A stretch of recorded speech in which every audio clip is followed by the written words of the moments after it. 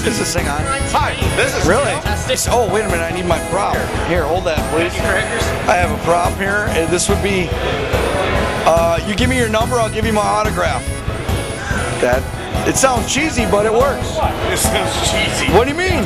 What do you mean for what? Cheesy. Is that because Chip's Jesse James? Whatever works, right? Whatever works.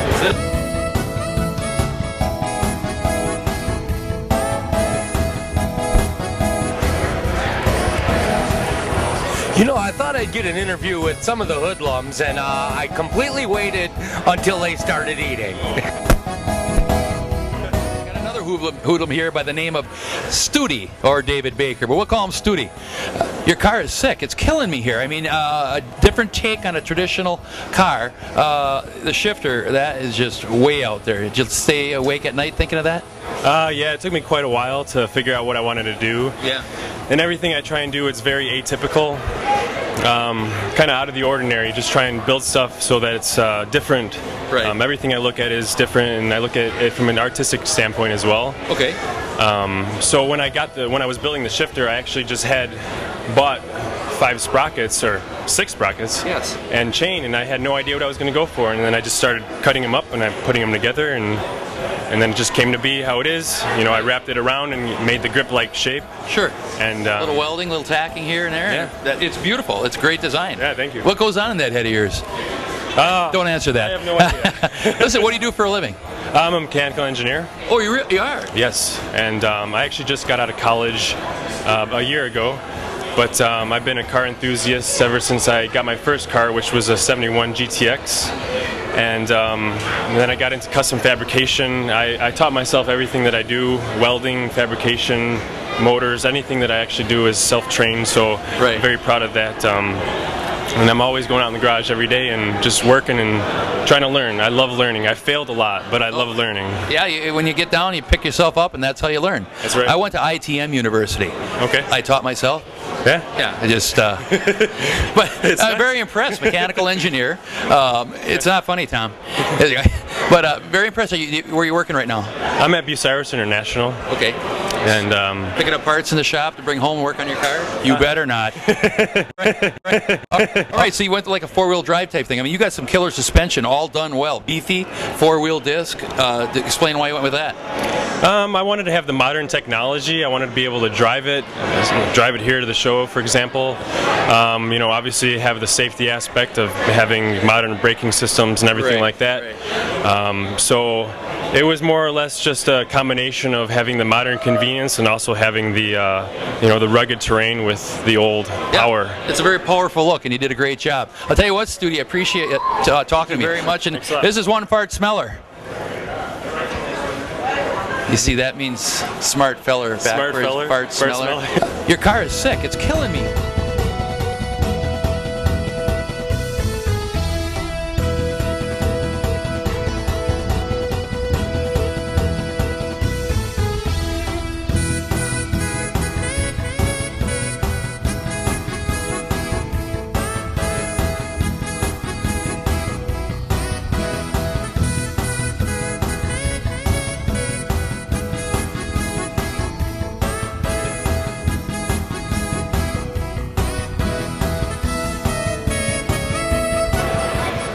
Hey folks, we've made it over to the Hoodlums booth, and I'd like to introduce you to the lovely Kathy Flugie. We all know Rocky Flugie, and Kathy, you guys are putting yourselves together a pretty neat old truck. Thank you very much. And I tell you what, Rocky, you know, I think what would work best if I just handed you the microphone, we follow you around with the camera, and you explain some of the cool stuff that this truck features. So here you go. Well, actually, it's just been a long project waiting for Kathy. As you guys seen some of my other toys, I've been building that, and she's always been kind of in the back burners, and I wanted to do another car, and she says nothing's happening until we build her a truck. So the farm girl kind of coming out her, we've got her hot rod pickup. what you're seeing here is actually a 33 Dodge pickup. This was actually was a big 1.5-ton truck that we ended up going around and doing. Is big truck, big fenders, big grill, small standard cab. What we ended up doing is it's chopped 4 inches. We actually did a channel of 6 inches where you can see the floor being stepped up. Normally the floor itself is down below the cab. My wife Kathy, she's 5'3", so she's a foot smaller than me, so it's one of those things like I don't fit in it very well, but it's built around her.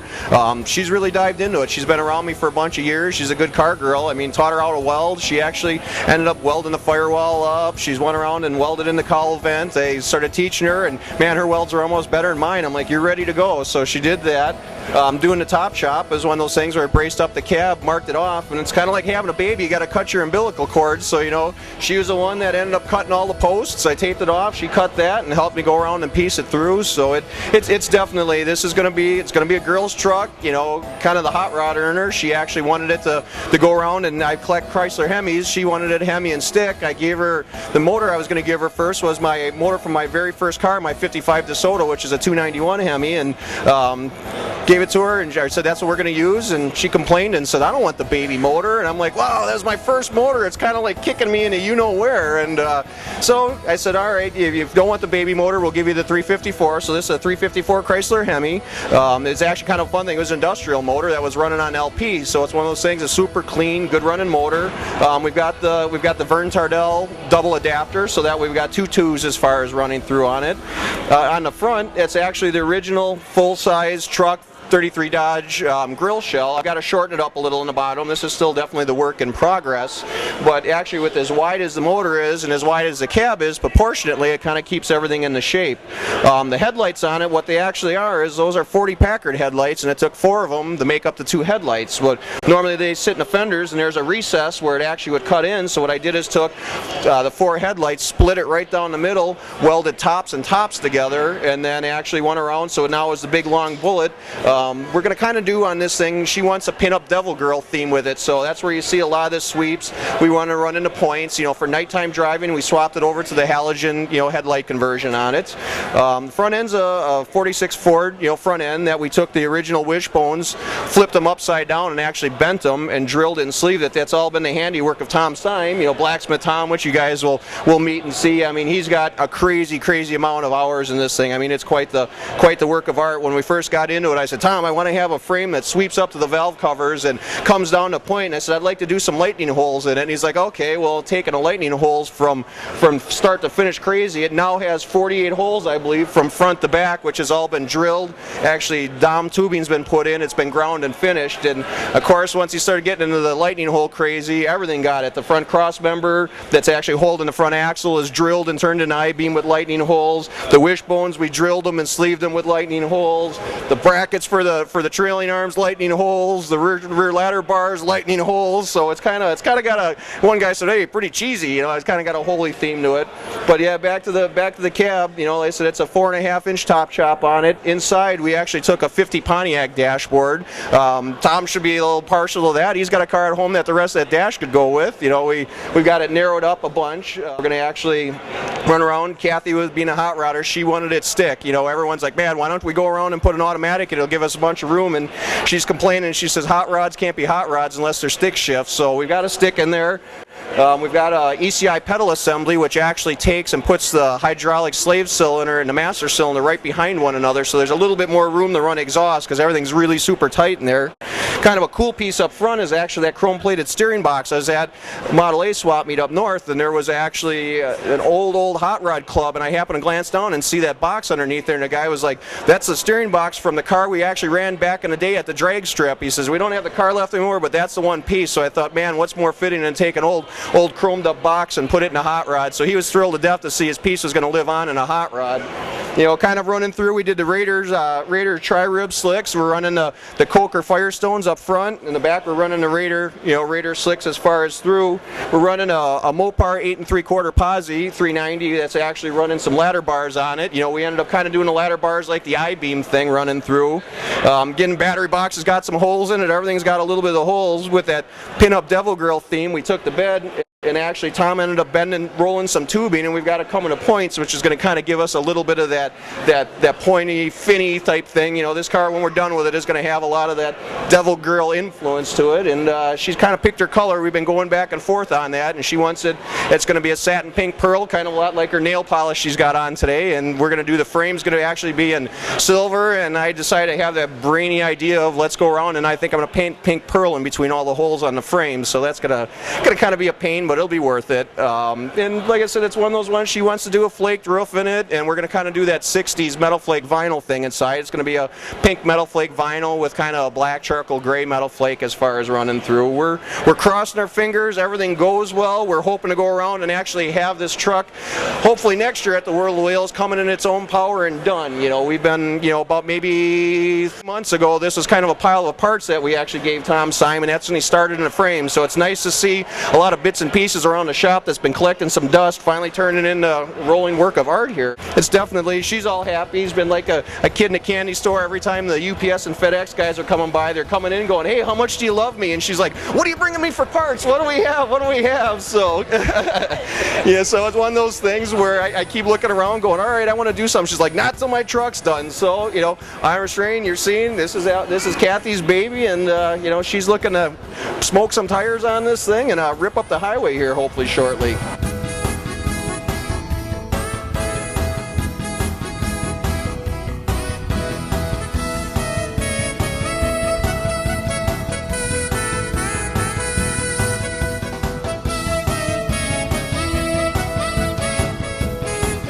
Well, I tell you what, Rocky, Kathy, another completely unique vehicle out of the Hoodlum stable, and I apparently that's your specialty, because every time you build something, there's not another one like it on the planet. We all try to do that rolling art thing, you know. We don't want to go around and go, hey, there's another one like mine at the show. So as you can see, I always laugh and say we got a little bit of our rolling freak shows here. And Absolutely.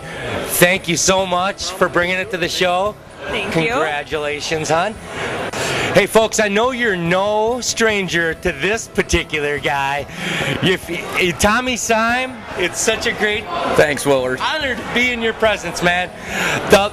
The job you did on Kathy's truck, dude, just give us some details on what it took to bend that up, and I mean, just tell us. Misery. Well, took 179 hours. Wow. No big mystery to it, just a lot of cutting and welding and grinding and sanding, and just kind of, they gave me a clean sheet of paper and told me this is where they wanted things to sit, and we just made it happen. You know, when you first sent us pictures of that, the first thing that popped into my head was, oh my God, how is he going to keep everything on this truck square? And you did a wonderful job. And how did you keep it all square? Did you build that on a jig? I built everything on a big flat piece of steel. Oh, you did? Okay. Yeah, and start with a string line down the middle and just take measurements from there. It's just like building a dragster. It's just a little bit more involved with putting pieces in the right place. Well, I tell you what, kudos, brother. That thing is cool. And like I told Rocky, I said, you Hoodlums guys, you pride yourselves on having stuff that nobody else on the planet has. Oh yeah, and we definitely got something different. I tell you what, that's a cool thing to be proud of right there. Well, let's move on to the Nelly Belly. Yeah, it's a jalopy I built for my dad. Is that right? Yep. Nelly Bell was, well, when he was a kid, he didn't have a whole lot of money, and they started out with Model A's and, you know, whatever they could find, and it's actually a pretty close replication of what he drove when he was probably in his teens. It looks like something you'd see on the Archie's cartoon. Oh yeah, definitely. Yeah, it's kind of a Beverly Hillbillies kind of a thing. Well, what exactly is it? It is a 27 Ford Model T Touring body shell, and it's sitting on top of a 1928 Model A chassis. Is that right? Yeah. See, now, as far as I was concerned, I thought this was a complete stock vehicle. I mean, you pulled the hood off and whatnot, but yeah. no, it's actually the body from this thing is on a chassis from another vehicle. Yes. Yep. Oh, from one, pretty cool. Just a couple years different. They fit pretty well together. I mean, it's not a ton of work to do, but it definitely makes something that you can drive, because this will actually do 55. Is that right? Oh yeah. Yeah, we drove it over here, right down Greenfield Avenue. So 40, 45, 50 miles an It hour. had to be freezing. Oh no, it was like 50 degrees out. Oh, that's right. It was nice when we brought it in. Unfortunately, it's not going to be so nice on the ride home. Well, you never know, we might drive it home. There you go. Plug your business. I run a little fab shop. It's WO Enterprises. I'm in Burlington, Wisconsin. Do cars, trucks, ornamental railings, anything steel.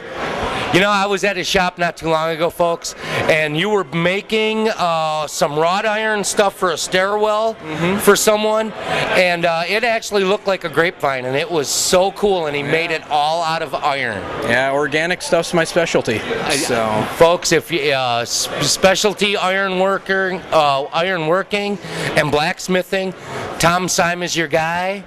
Do you have a website, Thom? I do. It's www.fabgonewild.com. There you go, folks. Tommy? Thanks, Willard. Another hoodlum gone awry, folks. Folks, we're here with Russell Thoms, and Russell Thoms has the coolest deuce. And Tom Russell. Tom Russell? All right. And He's a writer. the newest member of the Hoodlums. Let's hear it. Let's hear it, yeah.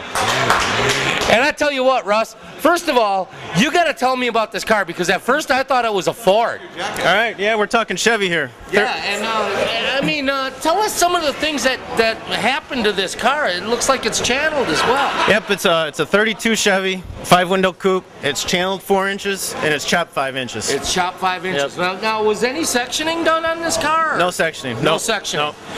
Okay. Now, the inside channel of the front window here, is that stock for Chevy, or is no? Well, the front with the A-pillar is what sets the Chevy apart from the Ford. Oh, it is. So yeah, and so it's got a forward-facing A-pillar versus the Fords, which is a little bit more vertical. Okay. Yeah. Well, tell us some history on it. How long have you had? I've had it about 4 years. I bought it from a guy out in Minnesota, Eric Pruce. He's the builder.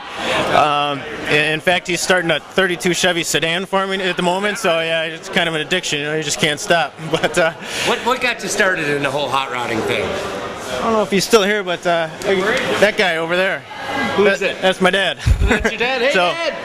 Hey, Dad! And he started the whole thing. Pontiac guy from the 60s, Is that right? Still has a Catalina, and just grew up around cars, and got to the point where you could afford one, and then started shopping. So that's how it goes. What a terrific car. Actually, when we walked through last night, Tom and I looked at each other and says, "Hey man, we got to feature that deuce." And when I looked at it, I thought it was a Ford, to be honest. Yeah, no, Do you get that all the time? I do. Yeah. I don't know, it must be a black thing, Fords and black. Well, I tell you what, welcome to the club. Fellas. What a great trophy. And Russ, it was really great to meet you.